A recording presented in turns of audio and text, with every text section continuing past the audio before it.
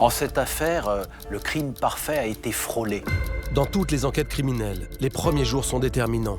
Je m'attendais pas à ce qu'on la retrouve morte et en plus découpée. Plus les heures passent et plus les chances d'élucider un meurtre diminuent. Elle a assisté au massacre de son mari. Je comprends que ça va être son tour, assurément. Pour les enquêteurs, chaque début d'affaire est donc une véritable course contre la montre. La priorité des priorités, c'est de la retrouver le plus rapidement possible et saine et sauve. C'est une course contre la montre, hein. Il faut aller au plus vite, hein, essayer d'être le plus efficace possible. Si on l'arrêtait pas, il était parti pour faire des trucs dégueulasses.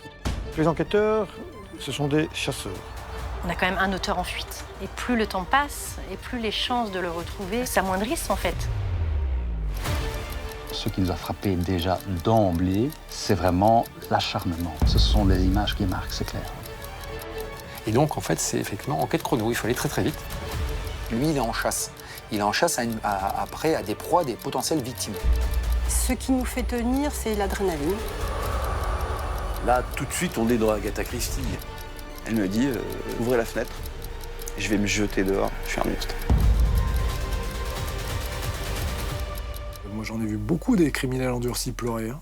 Par contre, celui-là, ce mec, c'était un méchant. C'était un mauvais.